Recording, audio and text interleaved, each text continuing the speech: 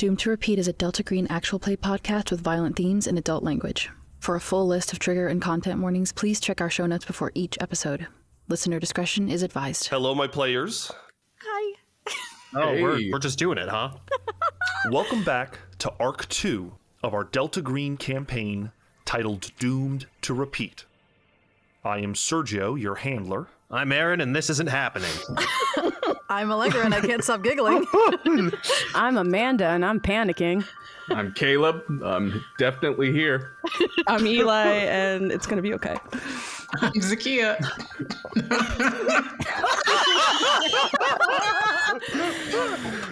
Yeah. Let's go. Oh boy. And as you can tell, we are buzzing with excitement. So let's not waste a moment. Welcome back to the conspiracy. Now, let's begin.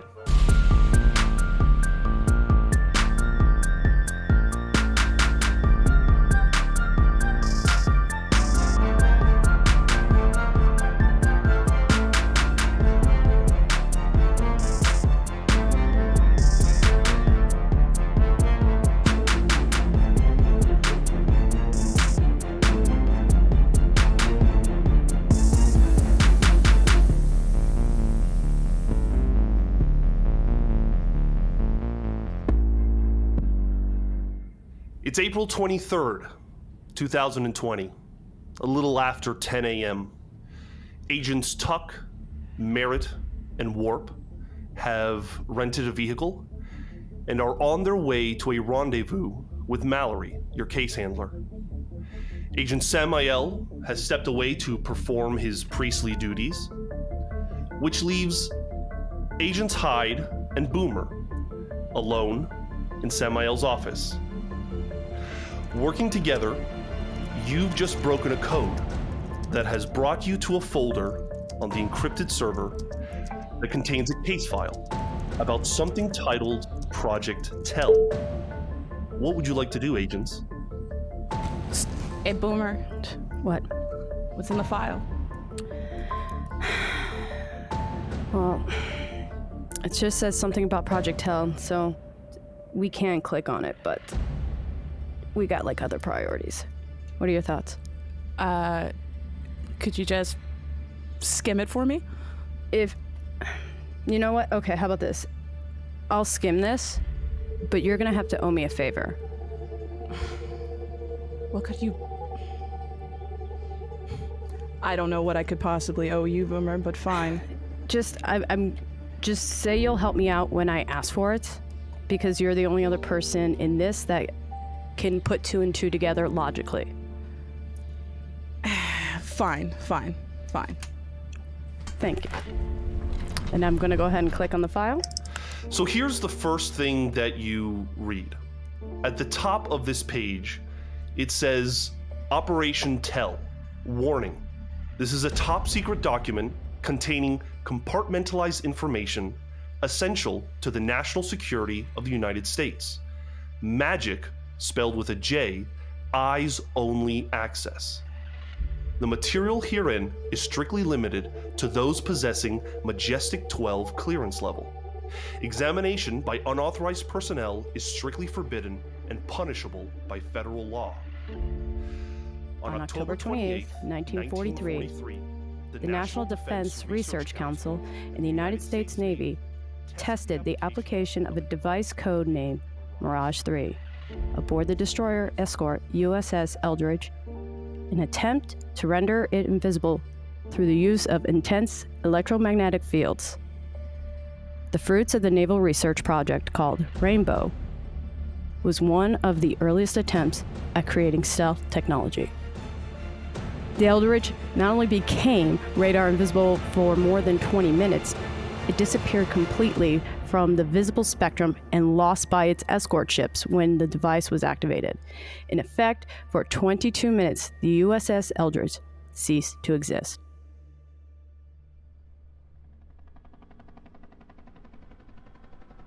It's November 17th, 2012 at 0800, and 6 of the toughest sons of bitches the American military-industrial complex has ever produced ride aboard a UH-60 Blackhawk.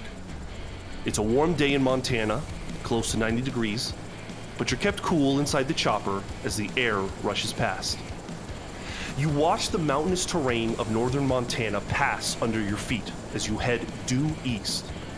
An hour passes, and the terrain transforms into rolling badlands, clusters of rocky hills and plateaus whose sides reveal centuries of sediment. You were all picked up at Malmstrom Air Force Base for what you were told is an extremely covert mission. The scuttlebutt suggests this may be a continuation of Operation Neptune Spear, the mission that took down bin Laden only a year ago. As you wait to arrive at wherever they're taking you, I'd like you to introduce your characters by their call sign. Describe what they look like and what they do to pass the time. My call sign is Beefer. I am 5'9", medium build. I have a black beard and messy black hair, just longer than those that would be allowed by military regulations. I'm not dressed in a normal U.S. Navy uniform. And I think that I'm probably passing the time by, at his side, he always keeps a krembit, which is like a curved combat knife, and he's just kind of playing with it, flipping it around in his hand. Probably not the safest thing to do on an aircraft, but he looks like he doesn't give a fuck. I'm Agent Lion, or I guess just Lion. Lion's my call sign. About 5'5", really stocky, brown eyes, close cropped, dirty blonde hair. Crooked nose that definitely looks like it's been broken a few times. Very square jaw, just like an entirely unremarkable physical human being, except for the fact that he's built like a fucking tank. He is short and broad, and looks like he's always kind of a little bit crouched. Lion is, he's got in some headphones, but they're not plugged in anything. He just doesn't want to be bothered. And he's reading a book about, the Cold War. Alright, I am Blue. He is about 5'6", also on the shorter side, but he is very, definitely, I would say leaner, but he can definitely hold his own. He has short, choppy blonde hair, and he has like a little rock in his hand. He's rubbing the rock over and over, but you wouldn't see that on his face. In the meantime, he is literally just staring blankly straight ahead, all the while only thinking about Ellen Pompeo from just thinking about just actresses. That helps him keep in time. Codename Compass, or call sign Compass, is 5'10", white male with a shorn head, almost completely shorn to a 1 or 0. He keeps a clean-shaven face. He wears a pretty traditional uniform and is mostly nondescript aside for a Roman numeral 14 tattooed on his right bicep.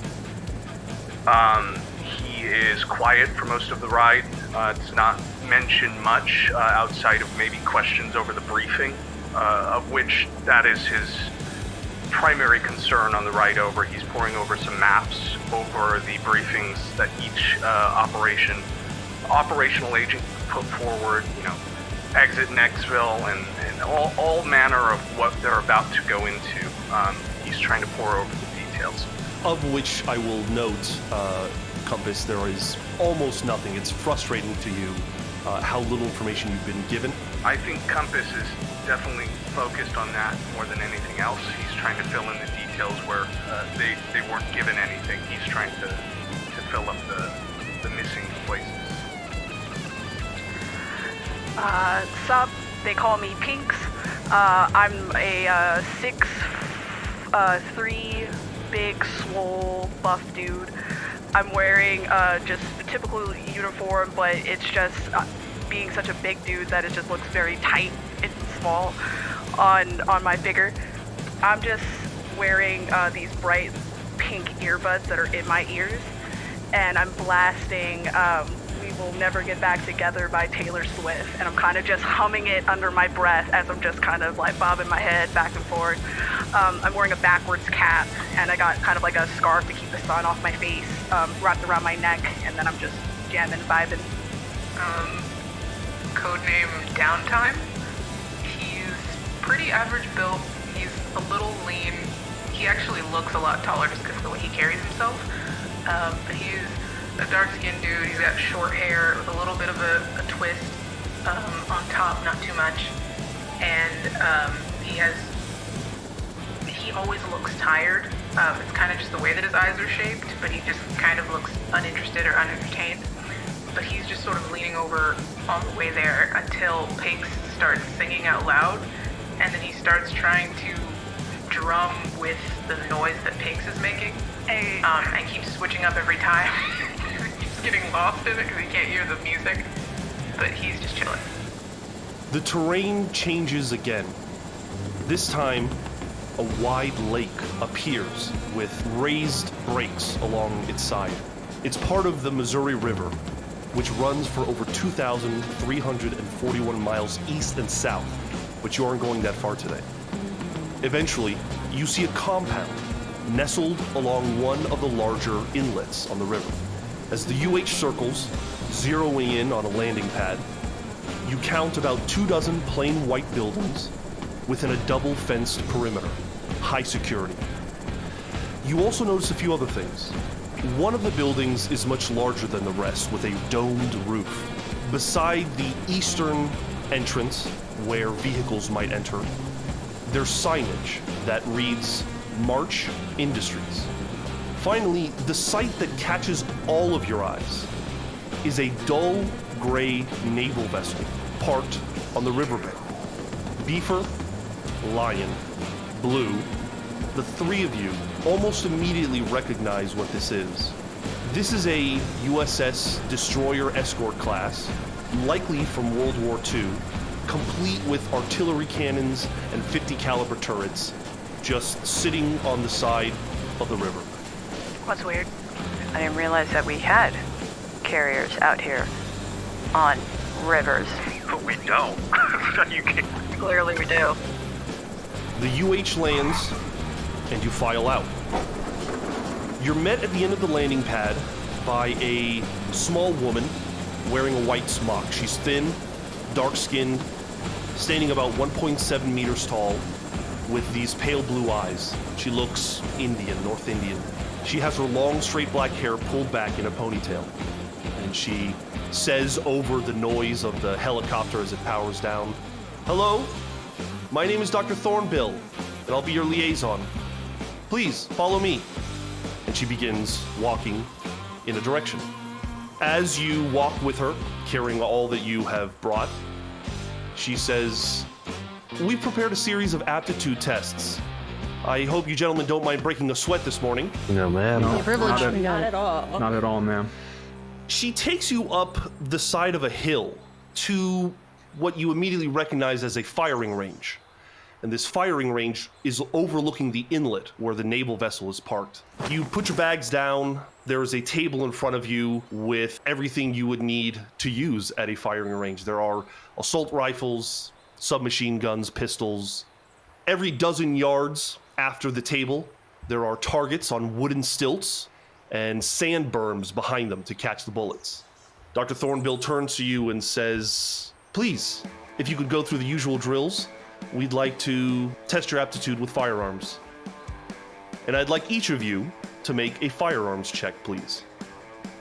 Yeah. Downtime, he's gonna say, I could have sworn I could, like, test out of this or something like that. I thought this was gonna be, for real. He just picks something up and starts essentially, not, like, heavily playing with it, but he picks it up like it's a toy and starts, like, twirling it around and stuff.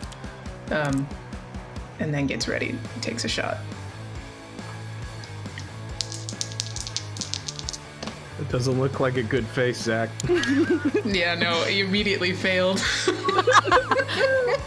Oh no! You had to do the twirl. Yeah, 65. Out of? I needed a 60. Okay.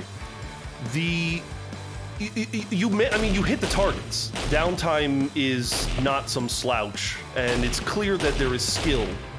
But you miss a couple too. I left those for y'all, by the way. I appreciate it. Kind. Beaver picks up the gun. I just take the gun they set down on the table. Rolls a 28 on his firearms check, which is a strong pass. Just bust through. Pigs is gonna find the biggest gun on the table. If you do, you may make a heavy weapons roll. Okay, yeah, I would have succeeded either way with a 36. And like the whole time he's just gonna be like laughing and just popping off shots and just... Sure enough, though you are having a good time, yeah, you nailed those targets. Blue is going to go... Question, would there possibly be an M82 near there? A Beretta M82, like a sniper rifle? What there is, and I will actually share it with you now, there is an HK-416, which is an assault rifle. There is an MP7, which is more of the submachine gun type, and there are Sig Sauer's P226. Not my preference, but they'll go ahead and take out the HK-416, and I rolled a 25, and I'm gonna go ahead and shoot. After I'm done, I'm gonna like kind of look to the rest of the group and be like, you know what? I expect a little bit more professionalism from people who've gone through the training I have to not wave around our weapons like they are just toys. I expect better from each and every one of you. Fucking represent. Speak for yourself, buddy. I thought you Navy boys weren't supposed to have a preference. I am not a fucking Navy person. Get your shit together. And I'm just going, So tense. We're just shooting guns, guys. Just chill. Compass is going to approach and take out a 6 Sauer, the P226. He's going to check the gun, prep it, remove the magazine, place it back in, and go through the protocol of firing, and then take shot at the targets. He passes with a 48 out of 60. As soon as the weapon is discharged, he removes the ammo, he sets everything back down on the table, walks back to the line. Lion will take the weapon that Compass just dropped, go through the same exact process, take it in, like check the magazine, take it out, refill it with bullets, and then just straight down the line. Full magazine, full clip out, because I got a 2 out of 80. Just full clip, unloading it, just clustered, perfect. After he finishes, he's gonna eject the empty magazine, set it down separately, and turn back, and doesn't make eye contact with anyone, just returns to his place in line. It's a good grouping. Thank you. You got a good shot. I know. I love this guy. Once Lion puts down the weapon and steps back to the group, Dr. Thornbill is making some notes, but says, "Thank you, gentlemen. If you'll follow me to the next drill," and she starts walking down the hill. Are we grabbing a question? Are we getting our equipment? You want us to do the firing range. Are we getting equipment here? Are we checking it at Armory? They'll tell us a brief. She looks at the clipboard and says, Blue, if you wouldn't mind being patient, we'd like to run the drills, and then we will brief you when we feel we're ready.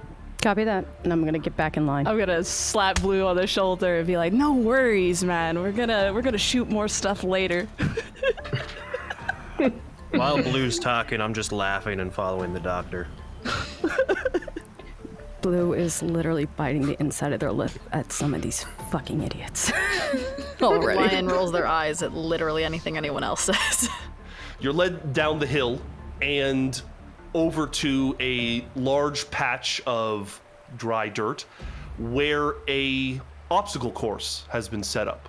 It's big, it's long, it's clearly military standard in terms of it has everything. It's got the tires, it's got the wall climb, it's got the rope climb, it's got the rope bridge, it's got, crawling under logs. And waiting for the group is a group of about 3 scientists similarly dressed to Dr. Thornbill. You assume they're scientists, they're all in white smocks.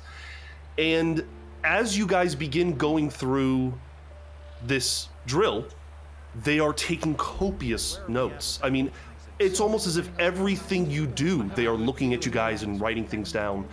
But I would like the entire group to make athletics checks and let me know if you succeed or fail. Pass with a 27. Pass with a 40. Pass with a 24. Pass with a 34. Fail with an 83. Ooh. Pass with a 67. You all complete the obstacle course in your own time. Some of you make better time than others. Beefer, unfortunately, seems to take the most amount of time. Yeah, I think I probably get my it's something stupid that just like there's no avoiding it. Like my foot gets caught in like a loose piece of rope or something, and it sucks, but it just happens. Nonetheless, the trial is over, and without any fanfare or anything like that, the scientists, the three that have been standing there watching you guys, walk away, and Dr. Thornbill says, okay, let's come over right here. And she leads you to a kind of circular sand pit.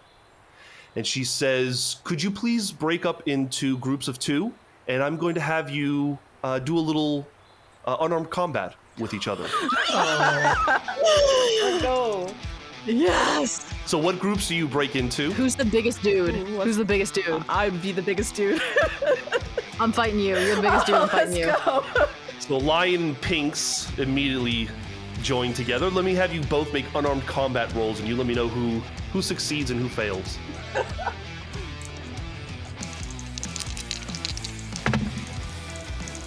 Pass with a 64.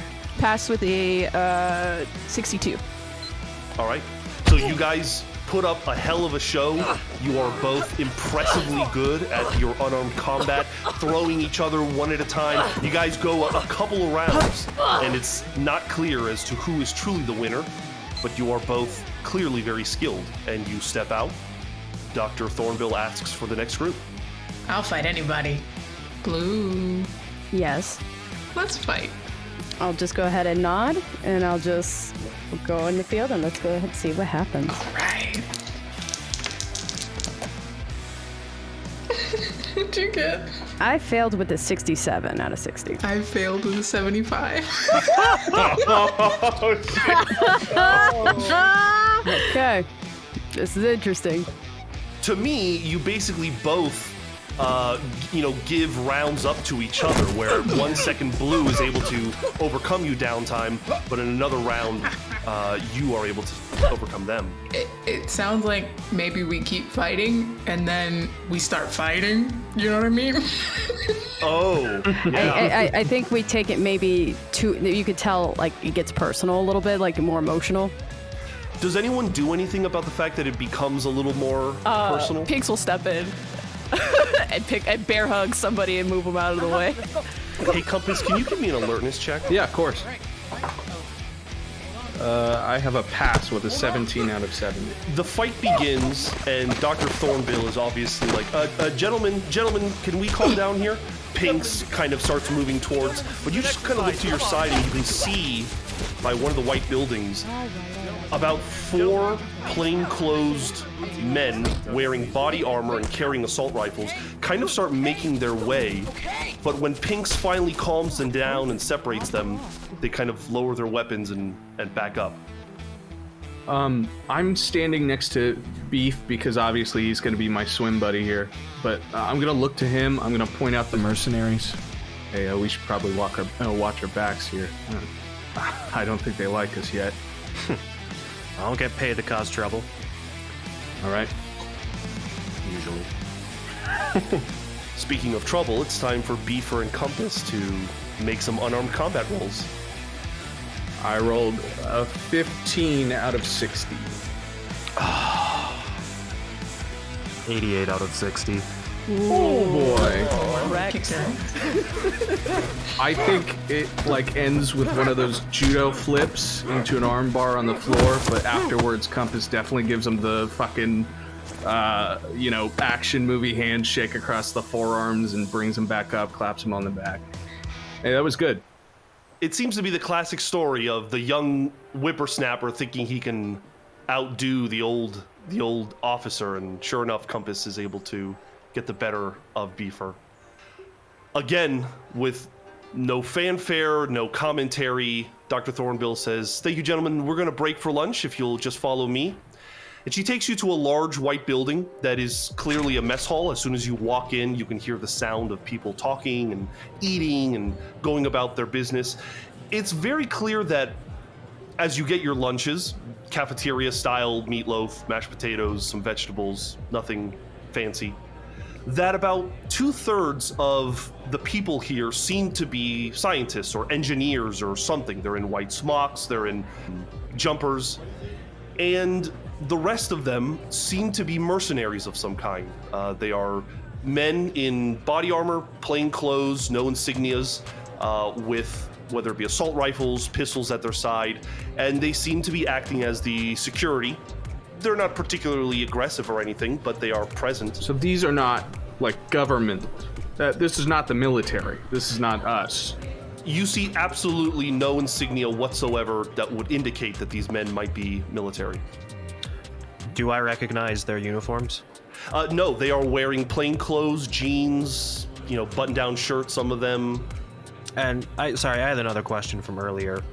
Did any of us catch a designation or anything painted on that ship parked in the river?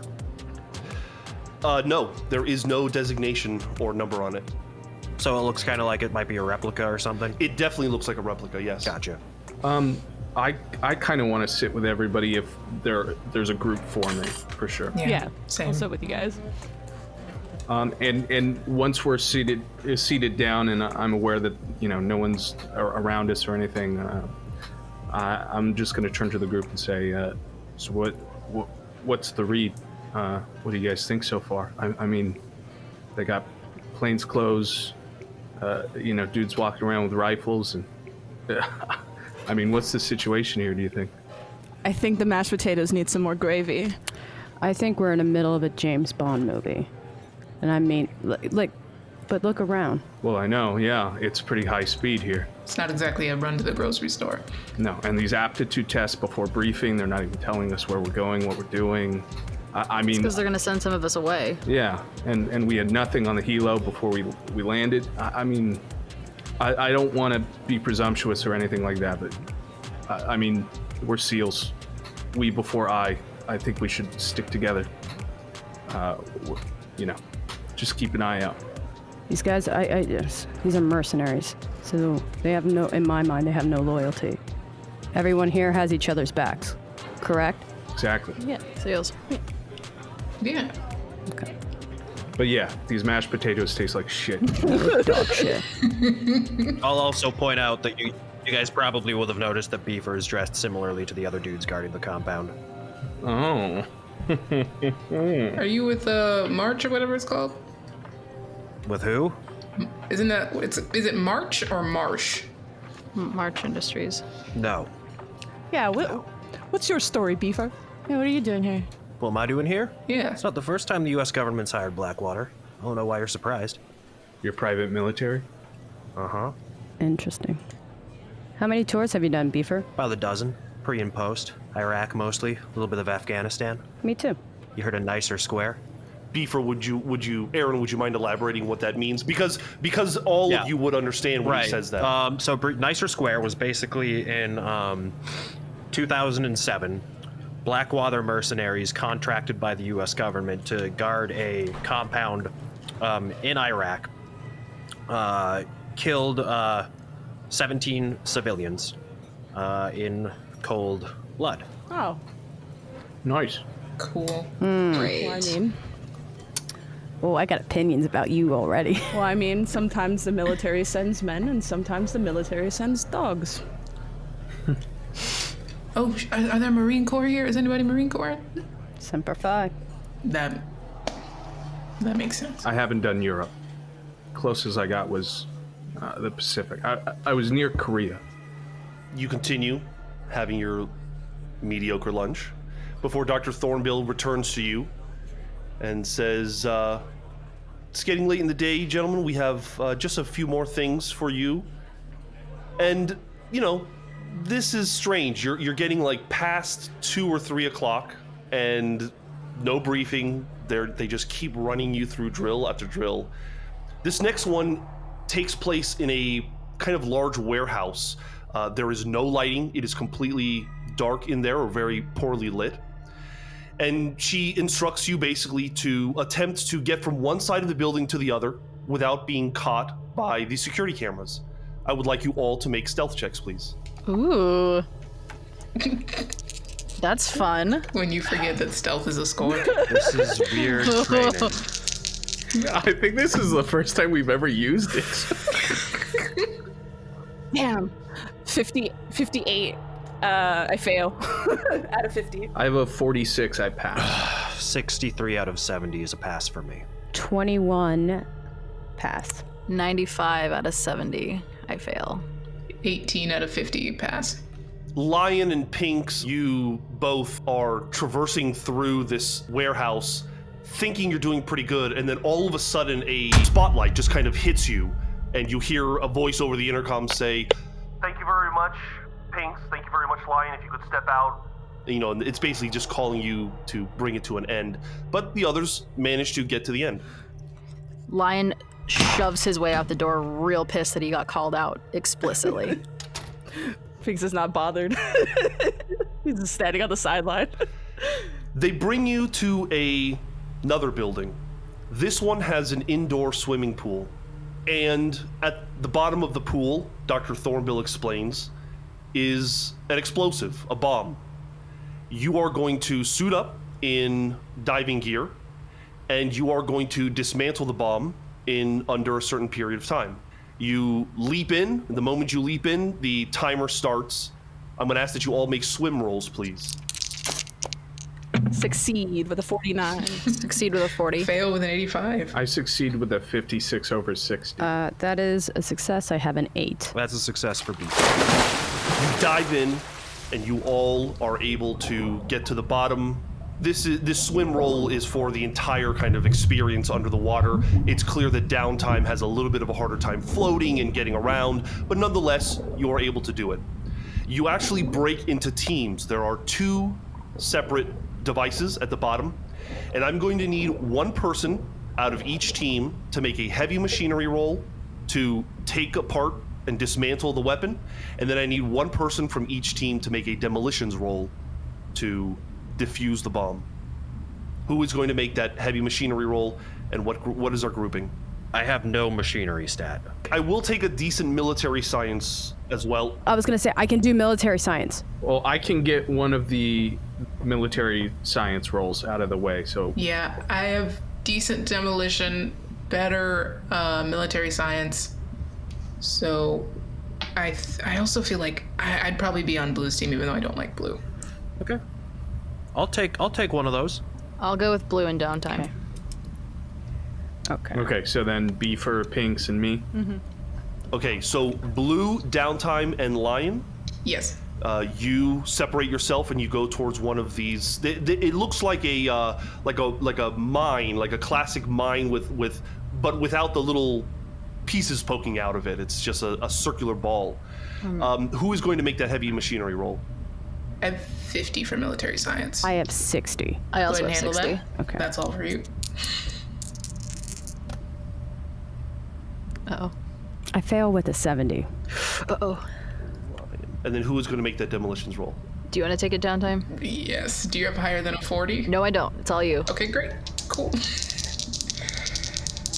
Yo. Oh, you failed too. Rolled a 99! Do we all just get blown up? No! I don't like to be rushed. I can't be rushed. That's the whole thing. Hey, I tell you what, you're not going to have to worry about those mercenaries anymore. So before we continue, I'd like the rolls of the others as well. So Compass, Pinks, and Beefer, who is making your military science roll? I feel comfortable making that roll unless you guys have something higher than an 80. No, I don't. I have a 60. I have an 80, but yeah, you can roll it. I rolled a 70, straight up. Success.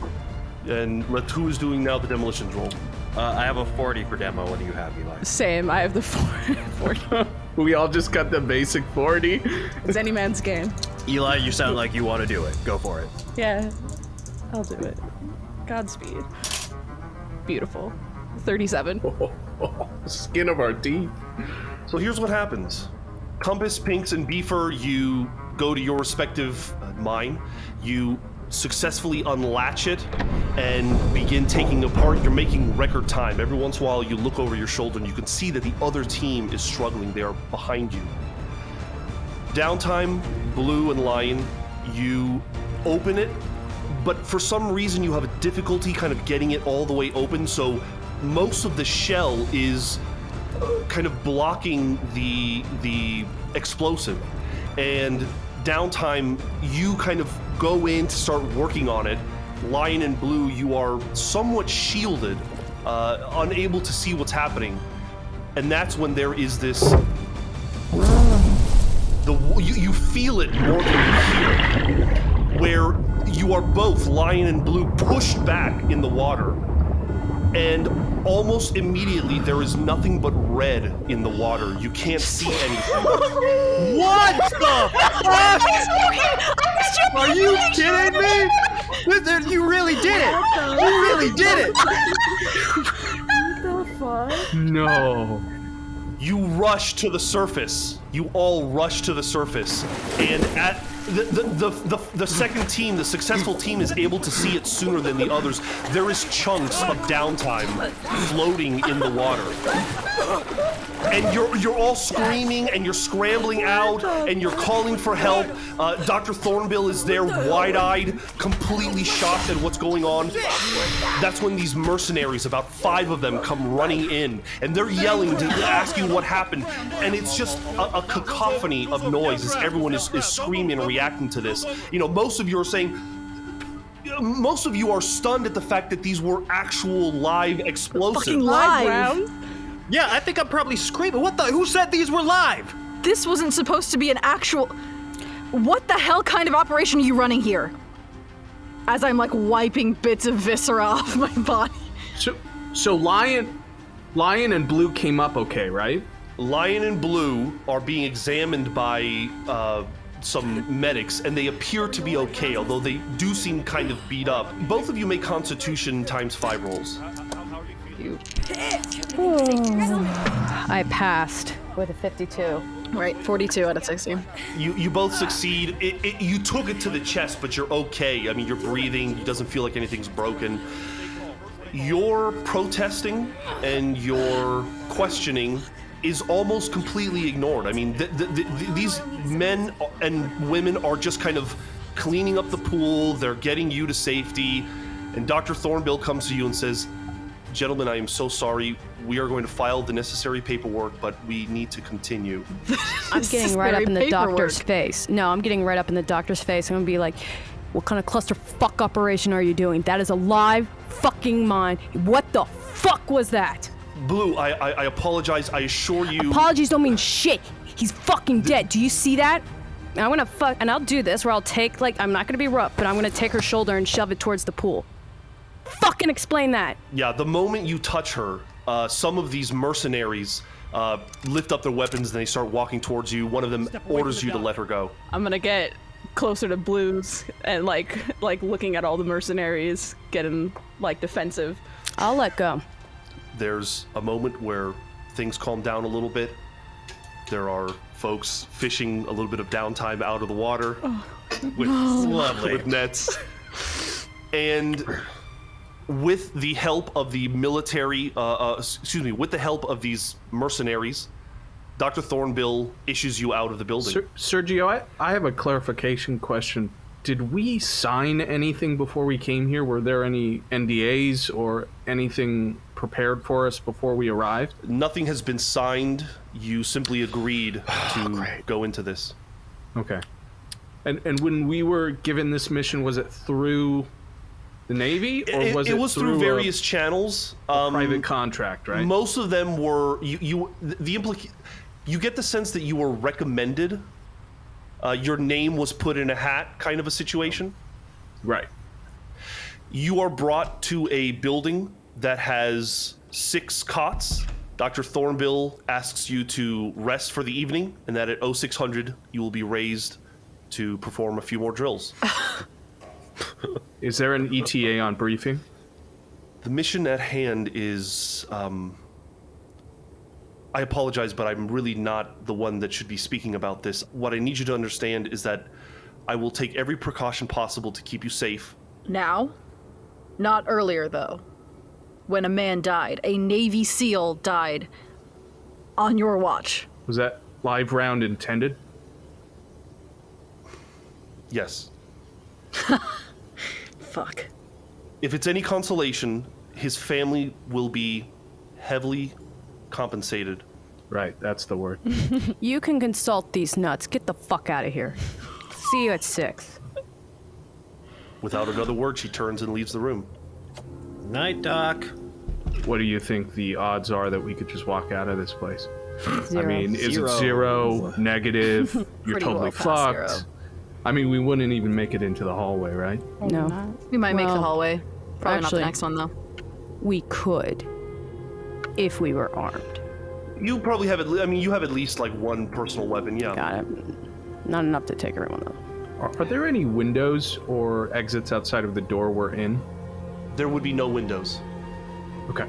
Just fluorescent lighting. Can I, before we actually all knock out, can I go ahead and look around the room really quick? I'm talking look under the bedpost, under a mattress, look at corners, see if there's any reflective things like a camera inside. Do I spot anything? Go ahead and make a search roll. 18 out of 20.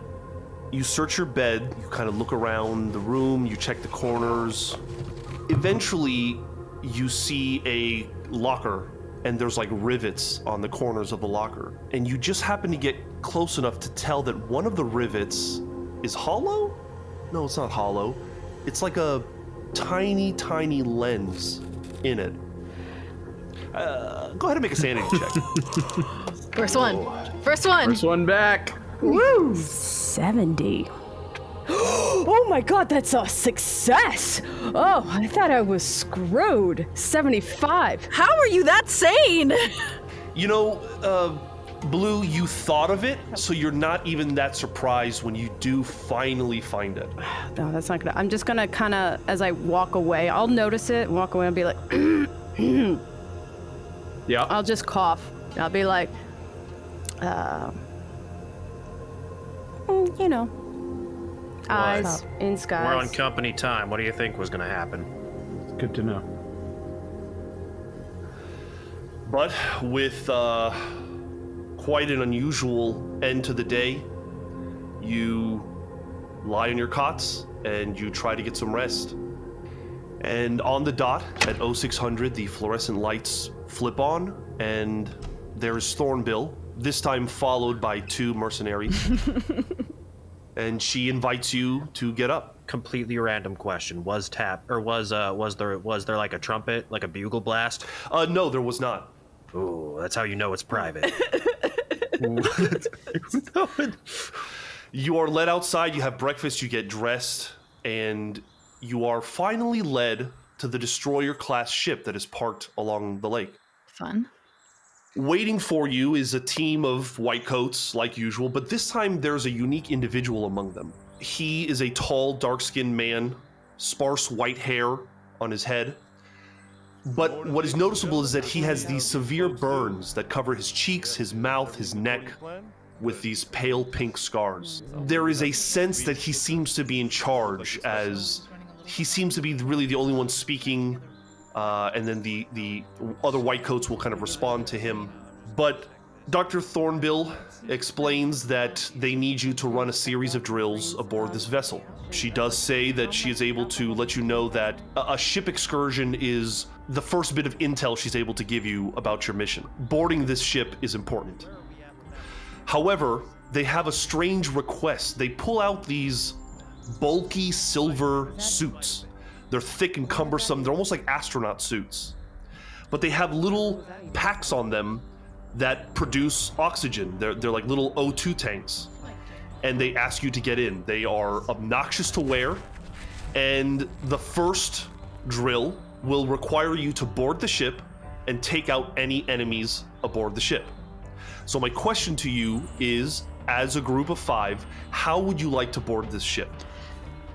Given that I'm a close quarter combat specialist, I feel like I will want to take the lead. breaching. Well, breaching whatever. Do we know? I assume that we're all well versed in ways that force your way onto a ship. Yeah. Yes, you would be. I mean, it could be as simple as if you want to just kind of board it from the gangplank that is connected to the base, or if you would like to use a boat and kind of board it a different way. Well, I think we're SEALs. We might as well drive up with a boat or a raft, and then there are sort of entrances at the bottom level of the ship, right? Can we cut in from the bottom? Yes, I've also shared with you the layout. The layout. So if you kind of want to look at it, yes, if you wanted to attempt to board it from the bottom up, you certainly could, and they would have the items available to you, the cutter and stuff. Cut our way in. That would be Compass's solution. Is we should dive and then come in through the bottom, and he would definitely agree that Lion can play point man. So they do offer you the same weapons that you had. There was the assault rifle, the submachine gun, and a pistol. I didn't sign up to kill U.S. citizens here. Are these live rounds as well? Are you expecting us to kill people playing pretend? You do not have live rounds, and there will not be actual living people on the ship. We have cutouts for you. Targets? Targets. Do we have any information of how many hostiles are on the ship? You do not. Okay. Does the test include exfil? Do we have to escape the ship afterwards? No. Interesting. Question, are we going to the number 1 block and working our way to 80, or are we doing 80 to 1? I think we start in the middle. In the middle? That splits us. That puts enemies on either side. Exactly. I say 1 to 80. Work our way through. You are all skilled enough to do this properly. You get into your suits, you dive, you get to the bottom of the ship, you bore a hole through it, and you enter. I'd like you all to give me either firearms or heavy weapons checks. So can I ask a question? Just like question. So we have the like weird silver suits underneath our like wetsuits and stuff. No. Those are the wetsuits. Oh, wild. Okay. Success with a 61. A success with a 44. Hey! What are the odds? That's crazy. You said it at the same time. I saw the 44. So weird. What? Hey! That's gotta mean something. What the fuck? Isn't that a crit though? Yeah, that's a crit. Yeah, it's a crit. 3 crits. Okay, so did everyone succeed? No, I got an 80. Blue, you are kind of lagging behind, but sure enough, Lion, Beefer, Compass, you guys, Pinks as well is able to do a great job. You all managed to get shots off, and sure enough, you turn corners, and there is a cardboard cutout of, a man in a black mask holding an assault rifle, and you guys shoot it apart. You do an incredible job. Right. You've done this many, many times before. It's almost to the point where you're wondering why they are making you go through these stupid tests. When you complete the drill, you end up on the top of the ship, and there is an alarm sound kind of signifying the end of the drill. And you hear over the loudspeaker, "Very good. Please step off the ship, and we're going to run you through it again." You step off the ship, and you can see engineers running on with new boards, new targets. We're getting paid for this, right? Every day. Good. But I don't care. Dr. Thornbill says this time we would like you to board the ship, and you are going to avoid killing any hostages, and you will end the drill aboard the ship. Understood? There will be a difference in the cutouts, I assume? Yes. Okay. I'd like everyone to make con times 5 rolls for me. Let me Watch out for the old ladies with grocery sacks. Children with astrophysics books. Yes. Success with an 84.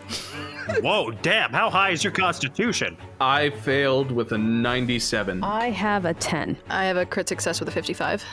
You are all starting to feel that extra bit of fatigue wearing these suits. They are heavy and they are obnoxious. Compass, it's hitting you a little bit harder than everyone else. Maybe it's your age, who knows, but you are going to be at a minus 20% for this next drill. Gotcha. You board the ship. This time, are you going to board it the same way? Why don't we spice it up a little? We don't want to do the same thing twice. If it's the most logical way that's been proven to be successful, we should absolutely do the same thing twice. But where's the fun in that? Maybe he has a point, though. If this is what they're going to throw us at, is a destroyer, then we should at least know it inside and out. Maybe we run the same route backwards. All right, we run it backwards.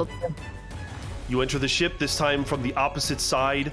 I am not going to make you make firearms rolls. However, you find that they added obstructions, random parts of the ship that are blocked and unable to be passed. I'd like you all, or you can designate one person, to make either a navigation or a military science roll. Oh, fam, I got you. What do you have? In navigate? Nav? Oh, yeah. What's your nav? I'm just curious. I got an 80 to match Oh, baby boy! my military science, which is also an 80. Let's go. Navigate us. Shows the way. Yeah, 42.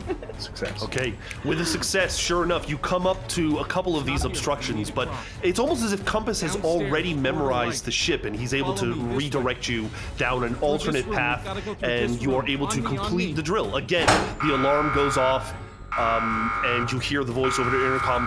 Thank you very much, gentlemen. Please come down. We're going to run you through one last time. You step off and take a few minutes to relax. You know, they have a private tent for you that you're able to sit down and get drinks or food or whatever it is you need. A few minutes pass. Again, everyone, please give me a con ×5 roll. You do not have to be at a -20 for this, Compass. Okay. Just roll the con ×5 roll. Fuck. 87. Success with the 21. Success with a 50. Success for the 28. 27. So everyone succeeds except Compass. Compass, it's too much. You literally can tell that you're about to pass out from the strain. And a medic comes over, inspects you. Thornbill questions the medic, and Thornbill actually requests that you sit out for this scenario. Understood. She asks you to, get a drink and to relax. And so Lion, Beefer, Pinks, and Blue, you are entering the drill. How are you entering? How about a boat this time? Sure. I'll drive. All right. Let me back up a little bit. This third and final trial, they asked that you would board and that you would find and defuse a bomb. They have a small boat, small dinghy, almost as if they were expecting you to do this. You all hop in, you kind of do a little U-turn, and you come around the back side of the ship, or to the correct side that you want. And sure enough, using ropes or however you want to enter, you are able to climb aboard the ship. You begin kind of going through the ship, and at first there doesn't seem to be anybody on the deck. There's nothing visible. And then out of one of the corners, who is currently leading? I'm probably still on point. Out of a corner appears a mercenary, and he begins firing at you. Oh, fuck. He succeeds with a 28. Is he shooting fucking live rounds at me? Lion, you are shot in the shoulder with 4 points of damage. That motherfucker. Beefer screams, down, down, down! All hell breaks loose as you realize this is a live fire drill. I'm firing fucking back. Fuck this shit. Okay, you and Compass have the highest initiative. Compass is not there, so Lion, you are going to head and fire your weapon.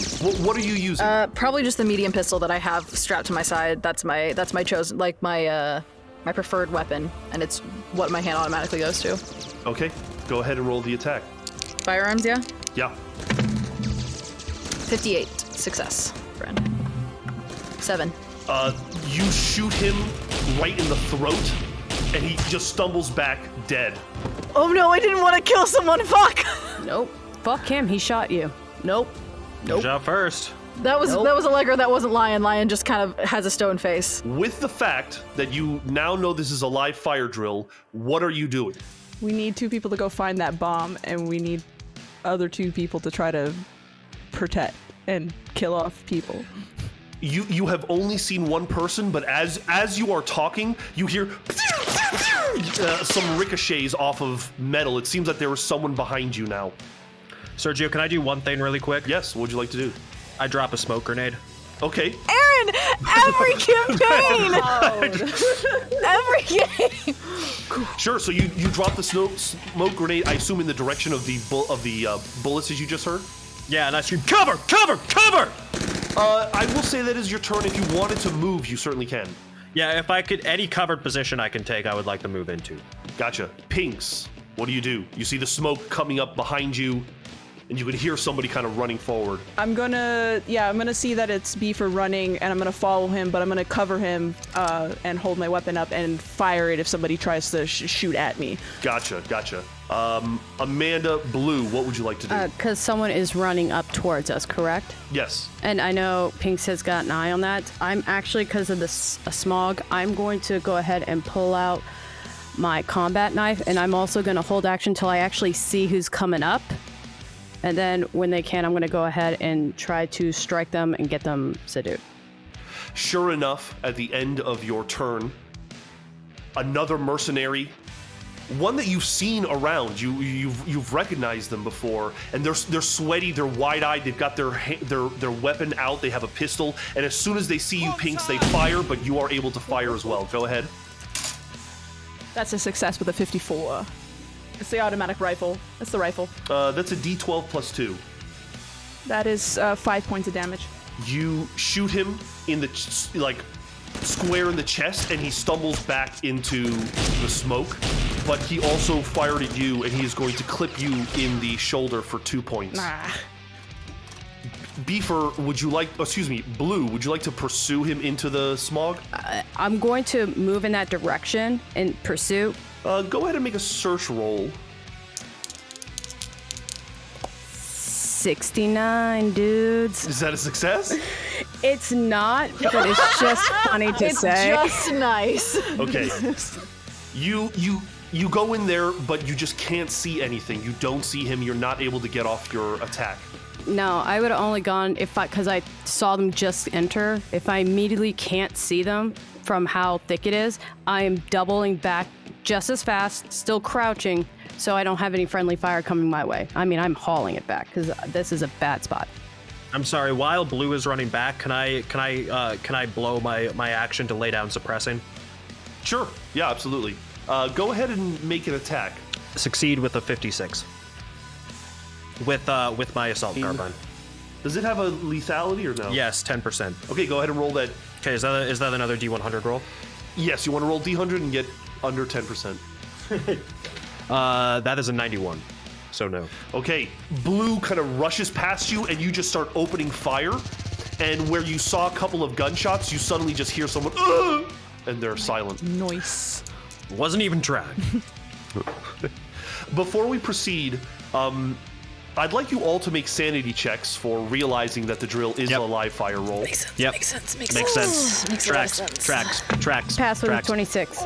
Success with a 71. Success with a 68. Fail with a 92. Okay, if you succeed, you lose no sanity. If you fail, you're going to roll a d4. All right, let's see. 2. Okay, you can project that if you'd like. Otherwise, you're going to lose 2 sanity. No, I'll just lose it. It seems as if you have a moment here. What are you guys doing? We need to get down into the ship and find that bomb. Yeah. Yep, we need to move.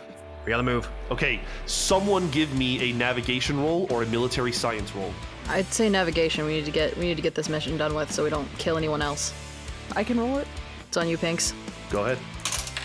That is a success with a 50. Nice. You are able to, you've been on this ship twice now, you are able to navigate through it. You do see the occasional mercenary, but you either duck out of the way, close the door in time, they are not able to get to you, and you do finally reach the room that they instructed had the weapon. I need someone to make a demolitions roll. Does anyone have more than a 40? I got a 40. I just got 40 all too. got 40s. I can try it.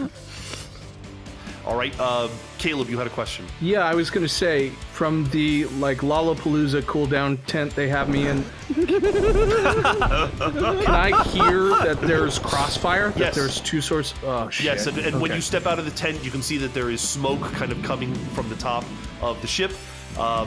The scientists are taking fastidious notes, and Dr. Thornbill gestures to you to stay calm. Right. Okay. Who's making that demolitions roll to try to defuse this bomb? Lion definitely thinks he's, he's the one that's supposed to be doing this. He thinks he's supposed to be here. Oh, he shouldn't, though. Oh no. He goes in confident, he goes in a little bit cocky, he goes in knowing he has been point on this, and he rolls a 97. Wow.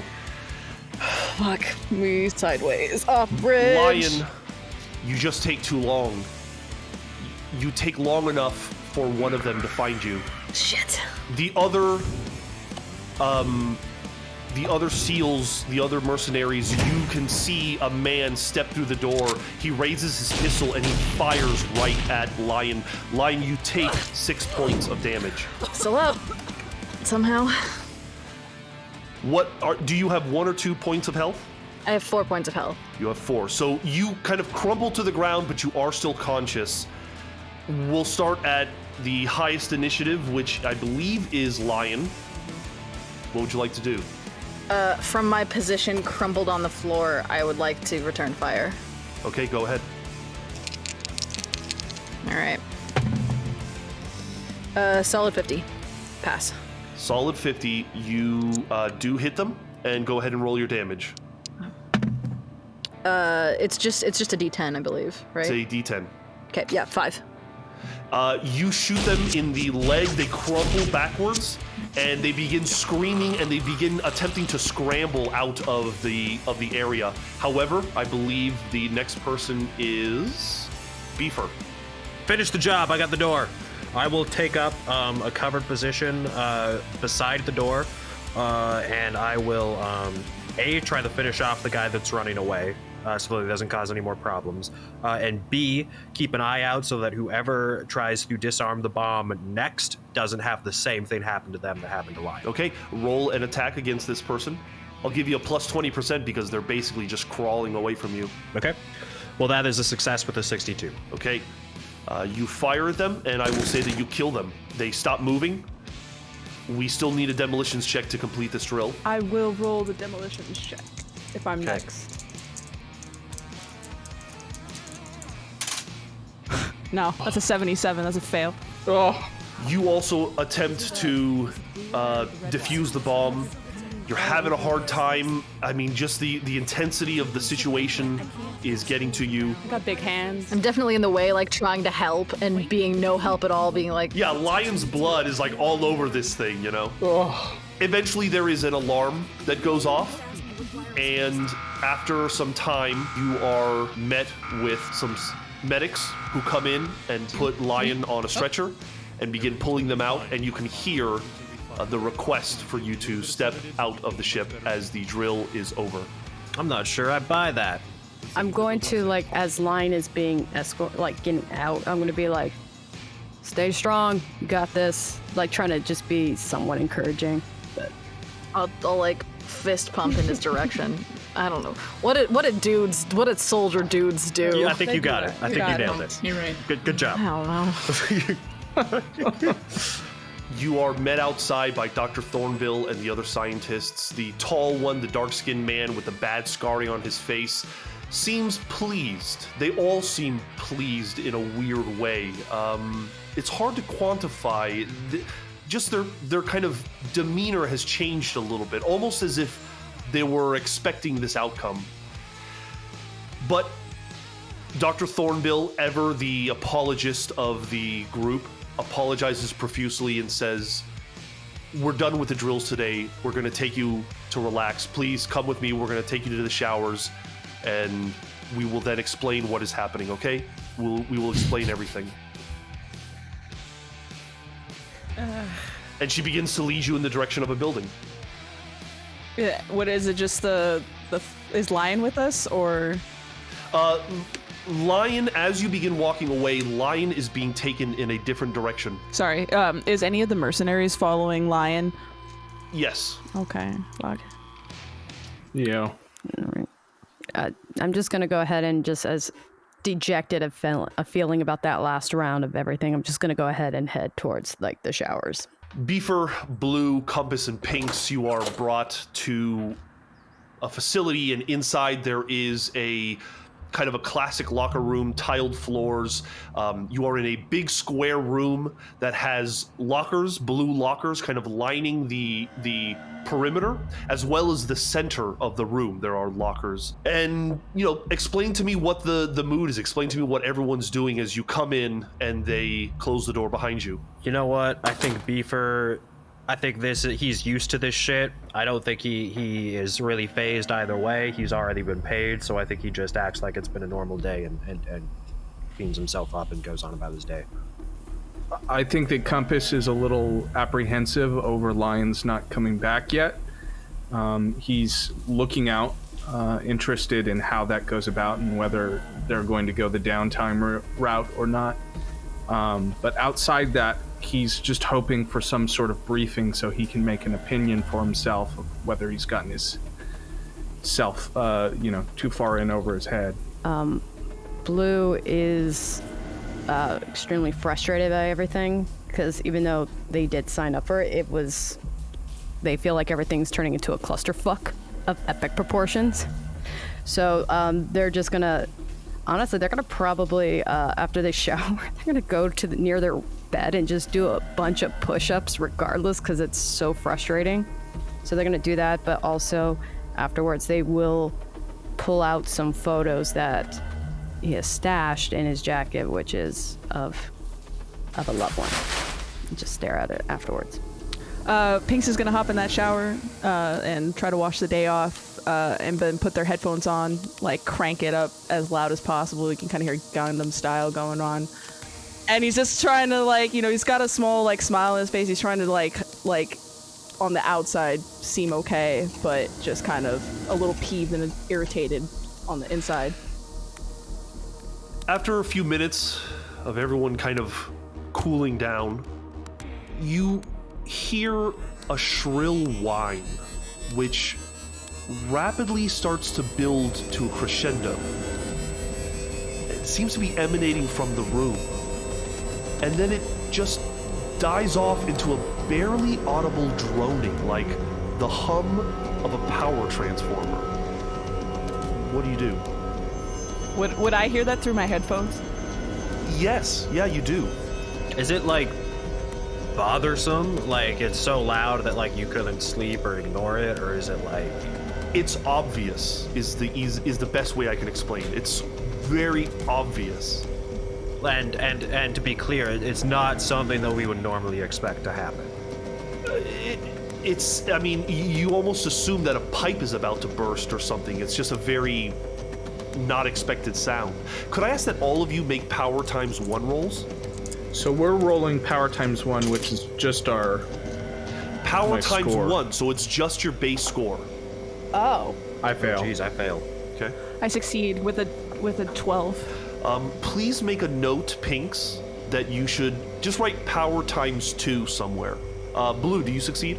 No, I had a 63. I had a 63 too. You guys are really in sync this game. You all start to feel, at first you think it's lightheaded, but then you realize it's kind of like after doing a bump. It's kind of like after smoking a J. You feel stimulated. Which of course, none of us know what that feels like. Of course. You're sweating a little bit, you feel a little tingly, it kind of feels good. And then, Pinks, you are the first to see it. The entire room becomes saturated in this opaque pink light, like this ultraviolet light. It's beautiful. It's this beautiful color that just everything becomes kind of fuchsia. And the air becomes like a viscous liquid. You can feel it, it's heavy. It's slightly heavier than water, but you can move through it. And anytime you move, any kind of gross motor movement creates this rainbow-like trail effect that is really quite mesmerizing. And I want all of you to make a sanity check, please. Great. That's fair. 22. Pass with a 48. Succeed with a 52. Holy shit. Pass with a 75 and it's 75. You are all able to maintain your composure. You don't lose any sanity. But this is, I mean, did they dose you? Did they inject you with something? Did they put something in the breakfast? I'd like everyone to again make power ×1 rolls. Pinks, you can make a power ×2 roll. So whatever your base score is ×2. I fail with the 26. Fail with the 53. I pass with a 14. Nice. Damn. Oh, I succeed then. What is everyone doing in this moment? I mean, you can see this. I mean, it almost feels like you've entered a new space. What are the four of you doing in this moment? I'm just laughing and vibing. I'm just looking at it, just going, it's all pink. So you're like moving your hands around and like looking at the trail effect. Yeah, I'm a dum-dum. What the fuck? I'm gonna move and open the door and try and get out into the hallway and see if there's any of the scientists or Thorn or any of these people around. You step to the door and it's locked. Huh. Beefer is starting to wonder if this isn't downtime as they said it was supposed to be. Yeah, this is another test. Blue's kind of like, all right, so if the door's locked and all that, Blue's just gonna go ahead and sit on the edge of the bed and just kind of like keep their shit together, just because they don't know if they're gonna end up passing out or not. So that's why they go to the bed, just in case if they pass out, they have something to fall on. Like, well, I think Beefer is probably thinking back to his torture training and going through kind of the same set of steps at keeping calm. I think Beefer probably recognizes he's been intentionally exposed to something, and he's just trying to retain his composure. Blue, you sit down and you're trying to maintain your composure. And Pinks, you're kind of moving your hands around. It's at that time that you both notice, out of the corner of your eye, you catch something, you notice something, and you look. And almost as if it was being drawn in real time, this eel-like creature, it has no eyes, starts kind of floating down from the ceiling. It has these sharp, jagged teeth, and it looks like a moray eel, but again, like this bright pink kind of glowing creature. And Blue, you notice another one, and as Compass begins moving towards the door, he leaves this incredible shimmering trail behind him, and all of these creatures start drawing their attention towards him, and they very quickly begin swimming towards him. What are you doing? Stop! I'm gonna shout, stop. Hopefully, if Compass stops at that, but I will try to get their attention so they can turn around and see this fucking shit. Compass, you hear Blue screaming stop, and you turn and you are confused because you don't see anything. And that's when you suddenly feel something just clamp right onto your chest. And you can see immediately these holes just kind of appear in your chest. This thing, Pinks and Blue, you see attack Compass. Compass, you take 4 points of damage. Oh, fuck. Oh, shit. What happens, Blue and Pinks, is you see blood begin coming out of Compass, and it's inside this creature. It seems to be sucking the blood out of him. Compass, you can now see your blood almost floating out of you into some kind of invisible container. I need everyone to make sanity checks, please. What the fuck? What the fuck? 35, pass. I fail with the 65. 10. Succeed. Pass with a 45. Okay, those of you that pass, you're going to lose 1 sanity. Compass, you fail, you're going to roll a d6. Zach, I'm so glad we get to vibe without fucking pink eels. I love this. This is a great show, gang. I rolled a 5. Okay, you can either project that or you're going to lose 5 sanity, which means you will enter a state of panic. I'm going to project 2 onto my bond. Okay, remove that 2 from your bond and from your willpower. Gotcha. Nonetheless, this happens. Let's start at the top of the initiative. Beefer, you have the highest dexterity.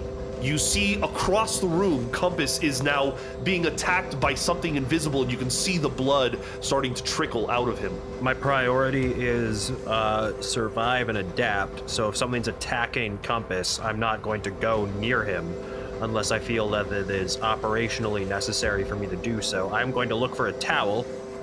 Is there a towel nearby? Sure, yeah. And I am going to attempt to use the towel to keep any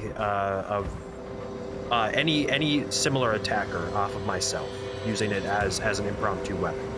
At this point, you all notice there's a high ceiling to this locker room, and one of the walls kind of lifts up and retracts and reveals glass plating where you can see scientists looking down at you. And you hear over a loudspeaker, a male voice says, If you wish to live, you must shut down the device hidden within the lockers. It is the only way to rid yourself of these assailants. and not another word is said.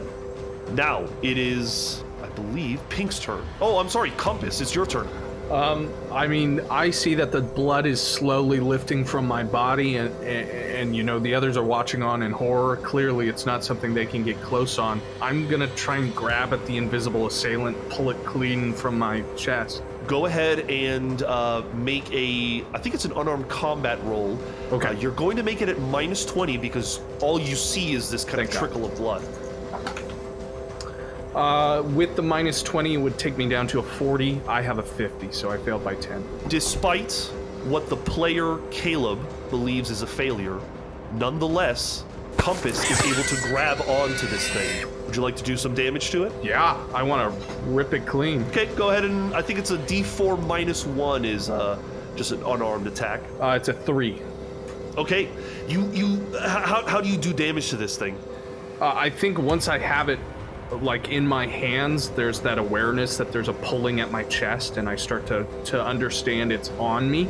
And so I want to rip it like a leech and just pull full from my chest there. Yeah, sure enough, you do. And as you're doing it, you're just squeezing it so hard that it has to be doing some kind of damage to this thing. And blood just kind of spurts out of your chest once you rip it off. All right, now let's go to Pinks. What are you doing? The good time has suddenly stopped being a good time. It's not funny anymore. Since they've finally given us the directive, Pinks is gonna then go to the lockers and start opening them and trying to find whatever device that they're talking about. Okay, what lockers are you going to? There is, as I said, a perimeter of them around this big square, and there are ones right in the center as well. I'm gonna go to the one in the center. Okay, go ahead and make a search roll. I fail with a 48. You are opening the lockers one by one, and all you see is metal backing. You literally spend your entire turn opening maybe 10 or 12 of them, and there's nothing inside any of them.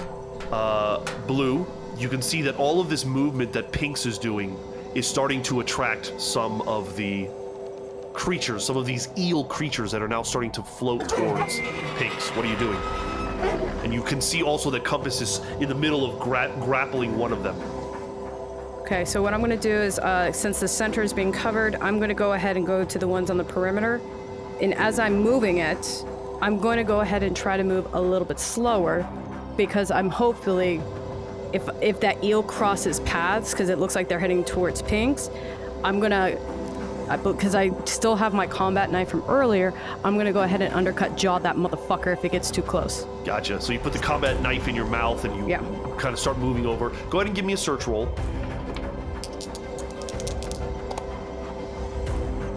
I have a 27 and the search is a 20.